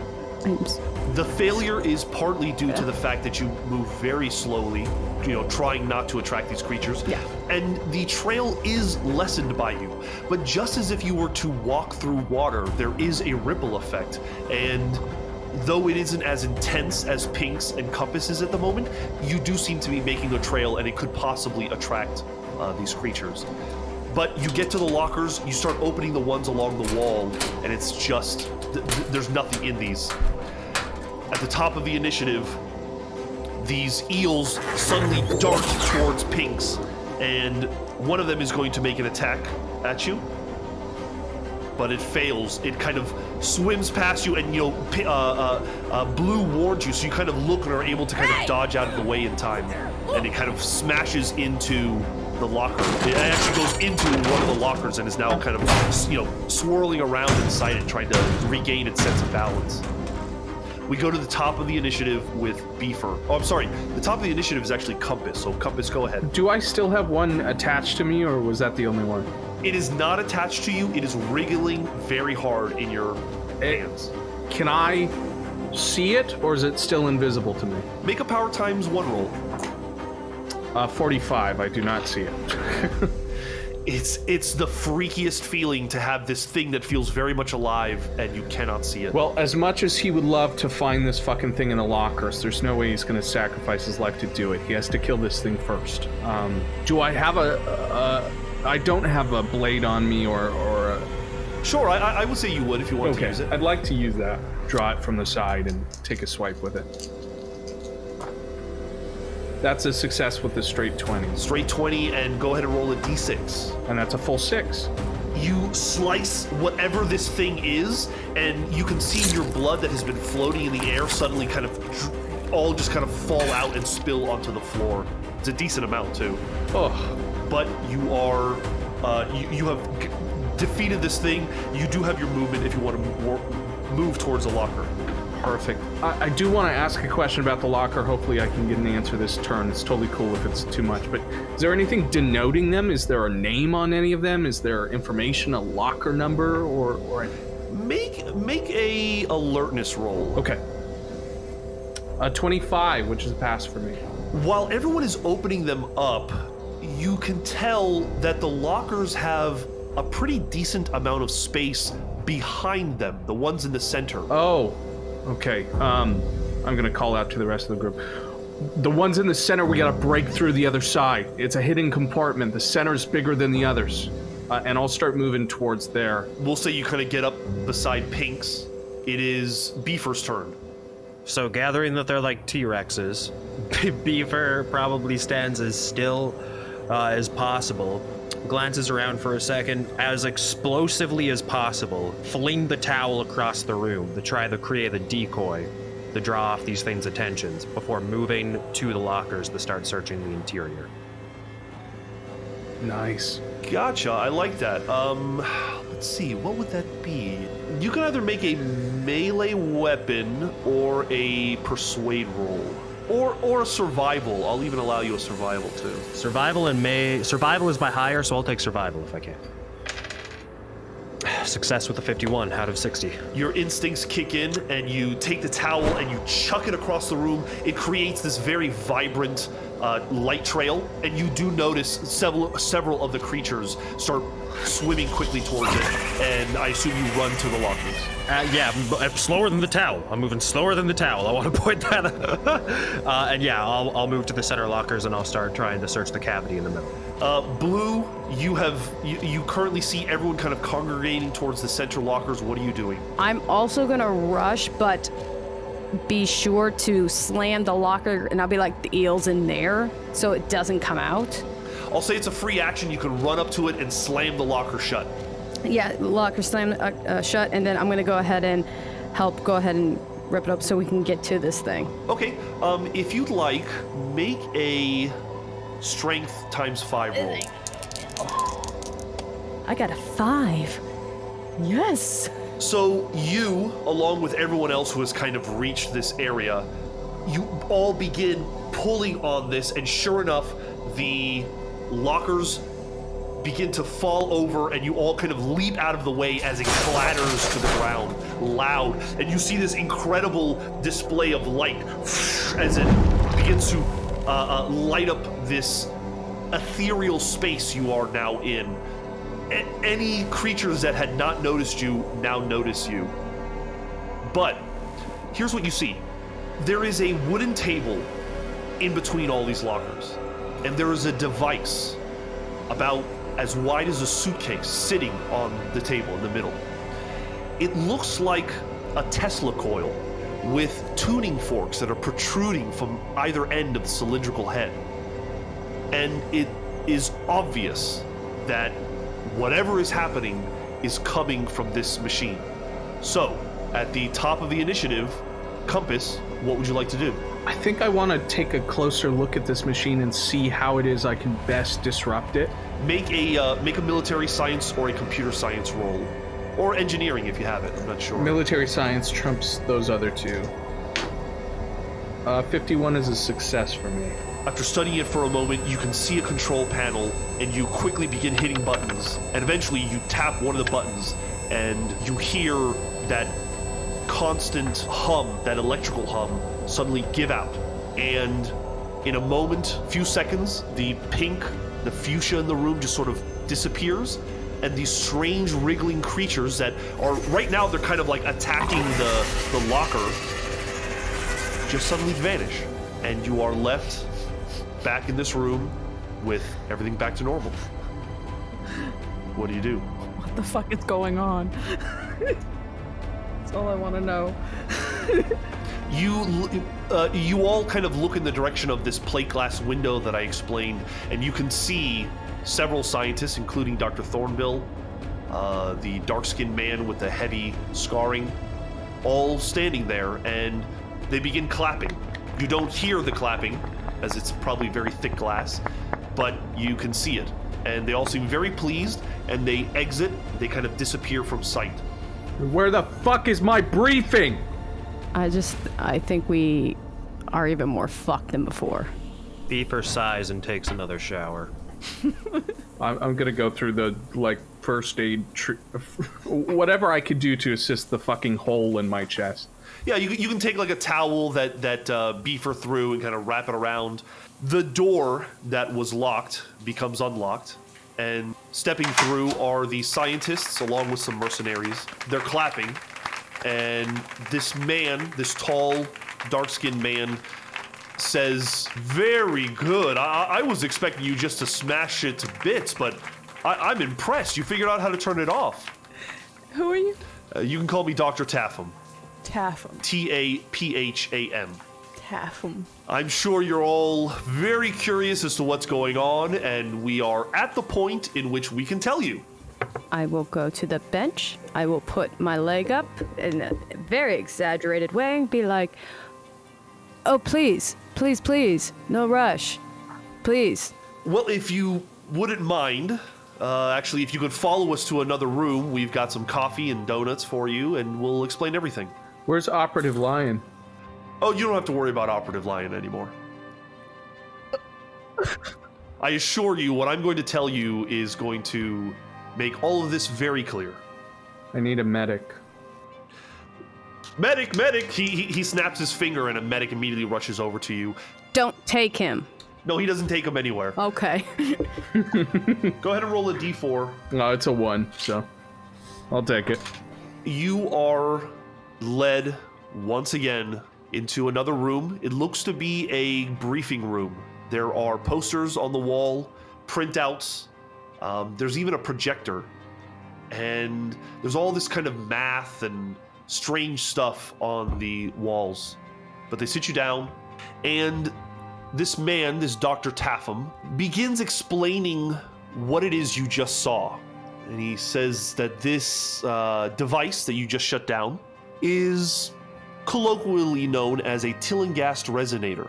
He begins going into the math and the science of it, and to be honest, for some of you, it kind of goes over your head, but the gist of it is that it creates a resonance, a kind of magnetic field, and it builds a large electromagnetic charge within specific ranges, which affect the human brain. That odd sensation you felt when you started seeing the colors, it's because it wakes a dormant organ within your brain that allows you to see beyond normal vision. What are you guys all thinking? It's over my head. I'm just trying to take as many notes as I can and trying to figure out how this pertains to whatever it is they're going to have us do. Yeah, Blue's also very analytical right now, taking notes. They're not associating, from an emotional point of view. Yeah, it's point A to point B right now because I know they'll kill us if we think otherwise. He goes on and says that the problem is that these perceptions allow you not only to see into this other dimension, but the denizens of that dimension are able to see and interact with you, hence the bite. He points to Compass's shoulder. They generally attack any type of gross motor movement. So if you want to be safe, I suggest you keep the policy of Blue and Beefer of standing still. But unfortunately, you're really not going to be able to do a lot of standing still on this mission. So this thing opens our perceptions, but it also allows them to see us just as well, whatever these are? You have it perfectly right. And this is what, like the fourth dimension? I wouldn't call it a fourth dimension. It's a super dimension that is coterminous with our own. We've dubbed it end space. Coterminous. What? Coterminous? Coterminous, as in it exists alongside our 4 dimensions. Holy shit, are we in Constantine? I just say that out loud without thinking. Like, that thought just popped in my head. Tapham looks at the other scientists like, I don't get that reference. Of course he doesn't. However you would like to understand it, yes. Now, this gets me to the bigger point.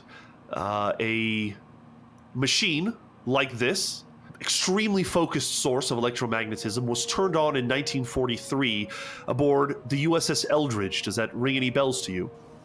No, but is it a destroyer class? It is, much like the ship we have replicated outside. No kidding.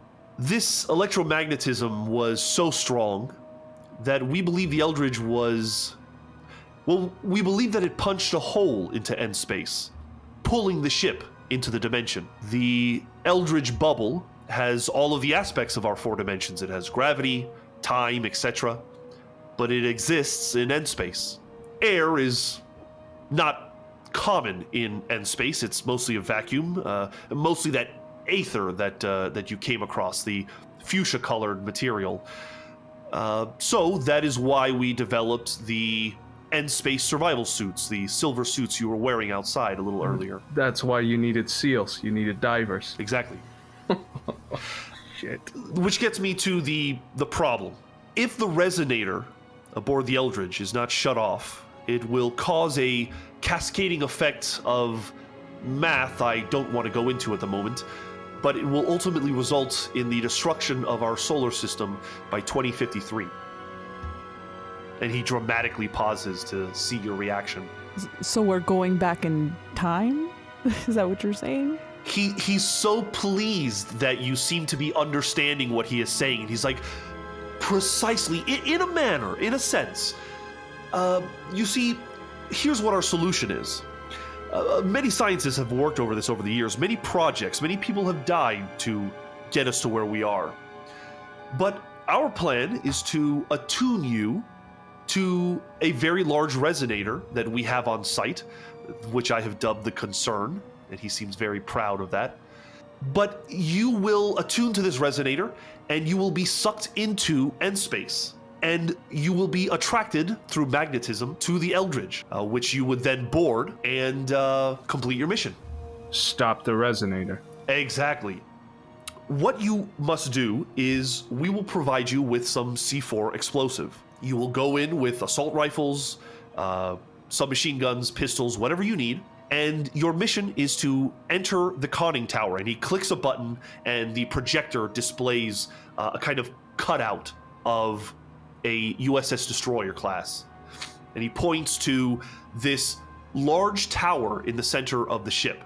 And he says, you must infiltrate the conning tower, conning spelled C-O-N-N-I-N-G. You will place the explosive, and the explosive will disrupt the electromagnetism, and we theorize it will bring the Eldridge back to its original time in 1943. A question. So everyone aboard will be dead when we arrive. Yes, well, that brings me to the unfortunate outcome, which is that due to the massive amounts of T radiation, Tillinghast radiation, that you are going to be exposed to, both through the Concern and through end space, you are likely not going to survive. In fact, we know you're not going to survive.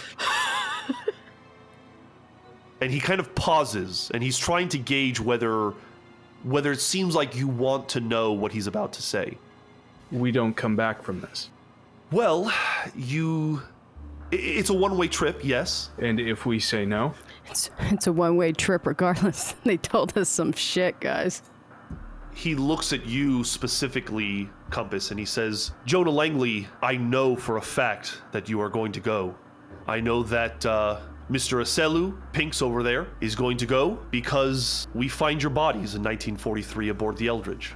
What? I'd like you both to make sanity checks.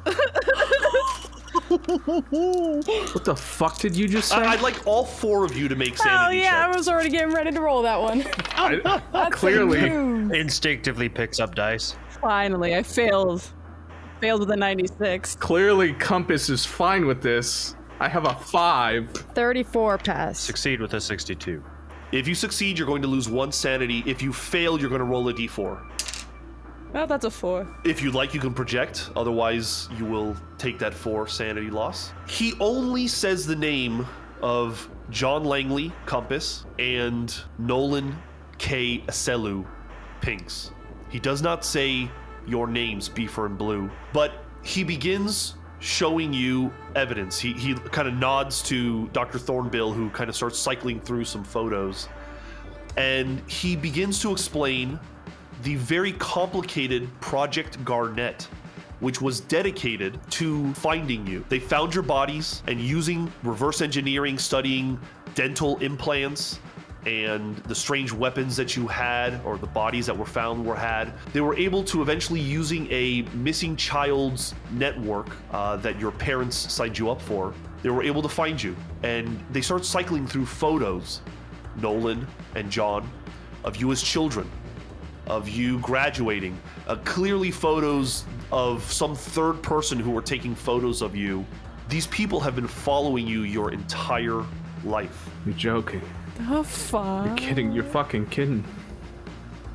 What the fuck is this? Tapham kind of ends his presentation by saying, you see, gentlemen, you were destined to go aboard the Eldridge, and you were destined to save the world. I'm gonna raise my hand. And the other 2 schmucks you didn't say. Any info on R? He kind of stumbles for a moment and he says, I'm sorry, Beefer? I'm sorry, Blue? We never find your bodies, so I don't know what happens to you. I assume the worst. Oh, trust me too. I'm already there. But you're telling me there's a chance. So what were the others to you guys then? Downtime in Lion. What was that? A game? Yeah, what was that? Thornbill speaks up and says, it was part of our experiment. We theorized that you were destined, but we had to make sure. We had to put you through the tests. We had to throw everything at you to prove that you were destined to make it out of the 6 of you. So we're in Half-Life. You're telling me we're in Half-Life. Well, we're already dead. I got the proof. It's right there. In a way of speaking, yes. When does this mission of ours, when do we start? I'm just like, when are we supposed to go? Breathe, Blue. You first need to all become attuned to the other side. You all need to be able to see these creatures before you go in. So we're going to spend the rest of the afternoon attuning you to the resonator. And when you can all see what we need you to see, we will send you through in the morning. Gentlemen, I understand that this is very difficult to take in. It's a lot, but you are the best of the best, and quite literally the entire fate of humanity rests on your shoulders. Do we get our phones? Yes, that's We will allow you to make a phone call, but we have to do it through our system, and we have to warn you that if you say anything about the mission, we will cut it off. We already haven't. He kind of gestures to Thornbill and says, give the men what they want, let them have the night, and at 0600, we do it. And the scientists leave the room, and Thornbill kind of lingers to see if there's anything you want from her. Why didn't they just tell us? We were worried that it would affect the outcome. We're worried that it would affect time. We had to be sure that you were it. I will raise my hand. I'll be like, I actually do have a request on top of making that phone call. Can I please get... I want a large double quarter pounder with cheese, extra fries, some nuggies, and I want extra barbecue sauce since I'm gonna fucking die for it. Anyone else? This isn't just some private military complex, is it? It's not some shell corporation. Is this the government? What is this? If I'm gonna die for it, can I at least know the name? I don't know if I can... You already did. You already did. Everything you think you couldn't do. Come on, Doc. You're stalking us since we were kids. This is bigger than me, but from what I understand, this is a joint operation between, I think, government forces, but I get a paycheck from March Industries. You are perceptive that there is something else, yes. But to be honest with you, I don't know the same stuff that Taffam knows, for instance.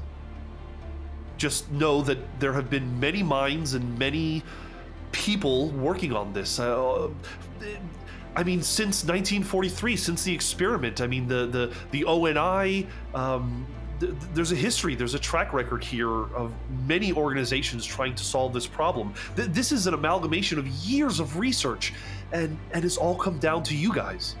So what's the status on the nuggies? Yeah. She starts writing it down, and if anyone else has any particular requests like that. I'll just ask, Dr. Thornbill or whoever, if they, I'll make sure. You guys got my will, right? Yes, that is in order. Great, I'll see you in the morning. Anyone who wants to make phone calls, who would you like to call? Go for it, Blue. I would like to call Tessa. Okay. You call Tessa. You are using a kind of payphone. But you call them, and what is the conversation like? And I am so sorry. Is today Monday, Tuesday, Wednesday? What's the day? Whatever the day was on November 18th, 2012. So it's a Sunday. I'll call Tessa because I know she's at a family barbecue that we usually do.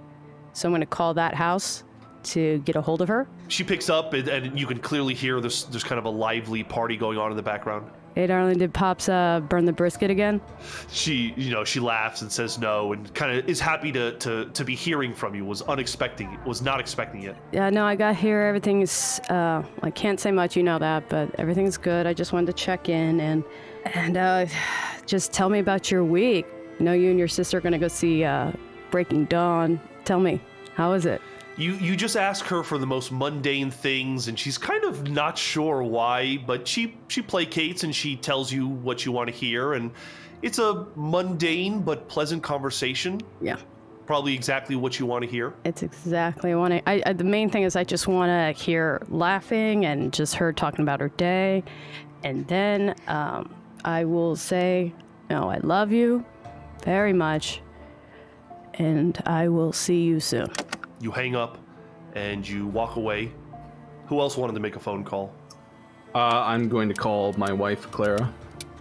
I think that we know each other really well at this point. We were a military wedding that happened way too quick, like all good military weddings. But somehow we've made the distance, and we both understand each other in a way that's really hard to do, especially with veterans coming back. And she was very careful and patient with me the first 2 years after everything coming back. And I think we're very frank with each other.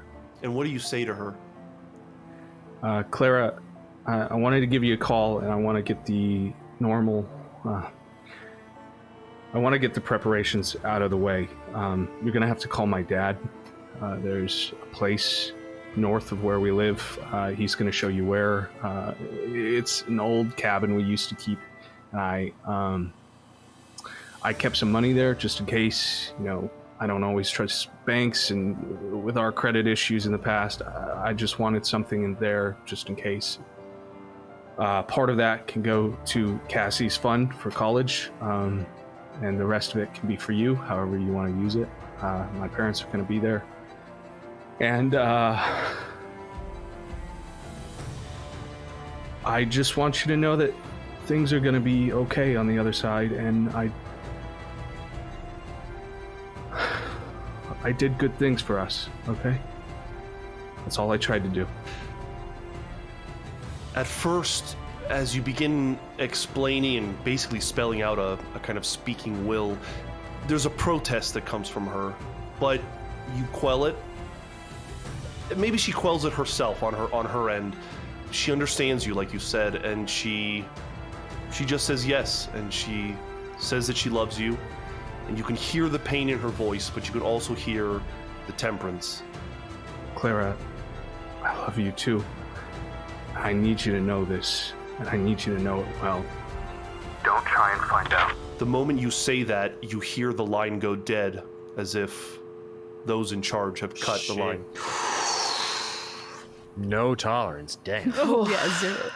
Nolan, Pinks, who would you like to call? I am gonna call my sister, my sister Lonnie. And what's your relationship with Lonnie? She is my younger sister, by, I would say maybe 3 years.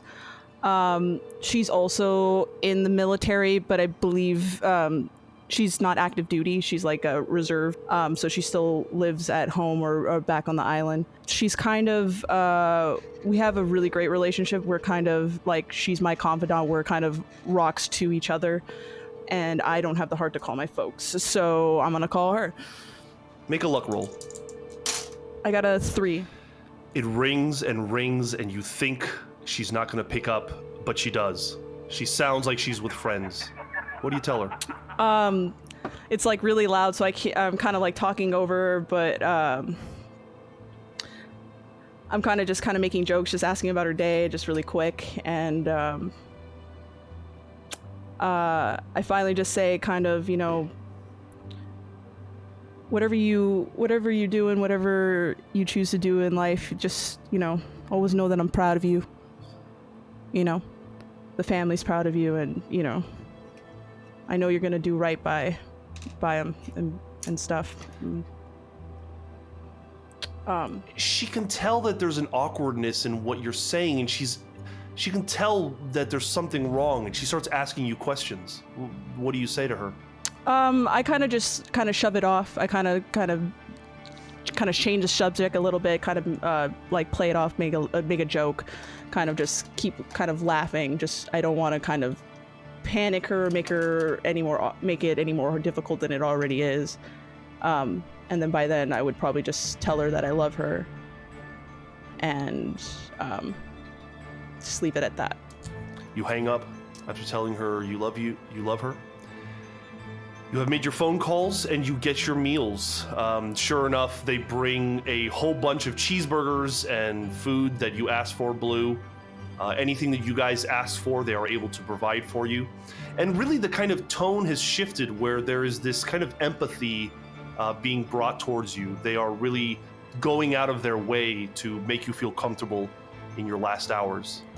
I'm good. While we're eating, I actually want to extend my hand to everybody and just say, Chief Officer Christopher Rivera, and I want to actually introduce myself to these 4. My name is Jonah Langley. I really don't want a title. Nolan, a salute. Nate Shaw. You introduce yourselves, and there is this kind of moment of solidarity between the 4 men who are supposed to save the world. All of you make luck rolls for me, please. What more do you want from us? I pass with a 7. Fail with a 56. I fail with a 99. Oh, shit. Well, I don't think I passed. I got a 62. So, Compass, you are the only person who gets any kind of sleep. The rest of you toss and turn, and it's not... What's kind of bothering you is that it's not that you can't take your mind off the fact that you're about to go on your last mission. It's that you can't stop thinking about that feeling that you got when the resonator was on. It felt so good. You would almost say that you're starting to get a little addicted to the feeling. The truth that maybe you all come to realize is you're not going to be around long enough to see what happens if you are addicted to this resonator. You wake up. It's November 19th, D-Day. You are fed breakfast, given the morning, but eventually you are brought into the very large domed building, the building that you have not entered. And inside there is a preliminary room where you are put into your end space survival suits, the silver suits. You put them on, and then you are brought into another room. This is a very high vaulted room with metal walls, metal floors, a metal ceiling, and there is this kind of very large probe that is coming out of the ceiling.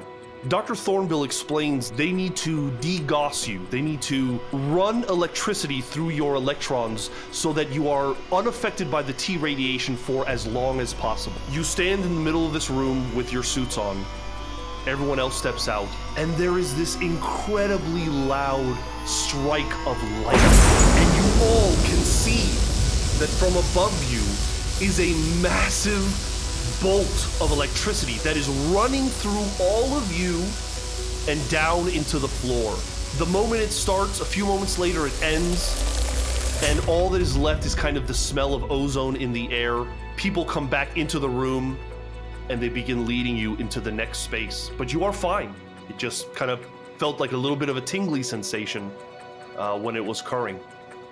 But you are brought into an even larger room, and here in front of you is a massive version of the Tillinghast resonator that you saw in the lockers room. It takes up almost the entire space, and there is no one in here besides the four of you, and you see another glass window where Tapham and Thornbill and several other people are. Could I ask one of you to give me a luck roll? It feels lucky. Oh, looks like Caleb's doing it. Okay. Oh, I thought you were rolling. You had the gesture that you were rolling. Whoever wants it. I was going to volunteer, but if Beef. Amanda has appointed Kate, okay, I'm gonna do it. I'm gonna do it. I volunteer as tribute. Go. 23, succeed. The four of you are standing there getting ready, and you all in your own turn kind of look over at the glass window, and you notice that there's someone else amongst them that is not a scientist, very clearly a military type. It's a man. He stands about 1.9 meters tall, about 6'2". You guess that he weighs about 77 kilos, 170 pounds. He has close cropped gray hair, thin framed glasses, and a precisely trimmed mustache. He wears military fatigues, but is not dressed in any kind of insignia or status. Though he says nothing the entire time, he has this stoic look about him, you can tell that even Tapham has a reverence to him, recognizes his authority. But he says nothing, he simply stares at you guys as you prepare. You hear over the speakers, we're going to begin the countdown. You are going to see an event horizon, and you need to move towards it when you see it. Is that understood? You all give the thumbs up or speak into your comms. And just as before, you hear this shrill whine. And sure enough, this massive machine in front of you, you can sense that it is beginning up. And those of you who failed your checks last night, it's almost a relief to feel that familiar tingling sensation in your pineal gland. And just as before, the room turns a kind of fuchsia. Just as before, the creatures appear. This time, ones that are a little different than the eels. There are eels, but there's also other weird kind of spider creatures that are kind of climbing along the wall. But you know not to move to draw their attention. And just when the humming is almost unbearable, it feels like your whole body is shaking. The atoms in your body are about to come apart, it feels.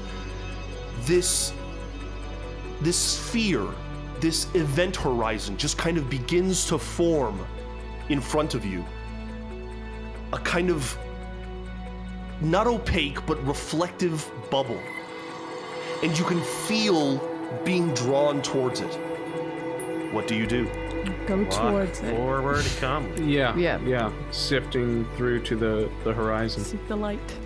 As soon as you start moving towards it, it's almost as if everything in your body wants to move towards it. You're being magnetically attracted to it, and your eyesight goes black. And that's where we're going to end today's session. Whoa. You son of a bitch! Surge! Bring us back! That was so nice.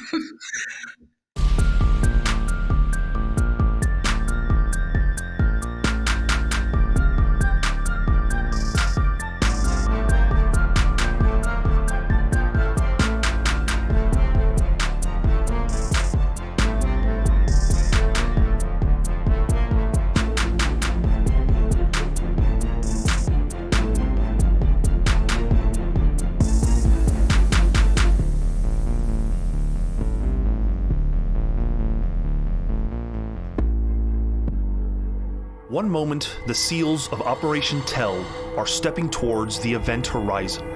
And in the next, a flash of light, and they are gone. The monstrous hum of the concern wanes as the resonator powers down. Its sound is replaced by the cheers and clapping of the science team who observed the operation. After decades of research and experimentation, they've just successfully sent 4 men back in time to save the world. Even Dr. Tapham is joining in the revelry and pops the cork of an expensive bottle of champagne. Still staring through the observation room window into the concern is the stoic, mustached man in black. He turns his spectacled gaze to Tapham and gives a nod to the head of research. Tapham nods back and knows it's as much congratulations as he can expect. The man in black traces a thumb over the scar on his cheek with a sense of closure, turns heel towards the exit, and makes his way out of the facility. No time to celebrate for him. There's always more work to be done. Since the program was brought back online, he has been meticulously seeing to it that all loose ends are taken care of. Hidden behind the bureaucracy of the program, his real name known only by 1 or 2 members of the DO, the man in black is a phantom. But he knows it's only a matter of time before he falters. Only a matter of time before Oakes, or someone else in the DO, begins questioning his methods, suggesting a better way. He buries the thought, knowing an iron fist and an unbreakable will is the only way to lead this organization into the next century. After all, being the director means making the decisions that no one else can.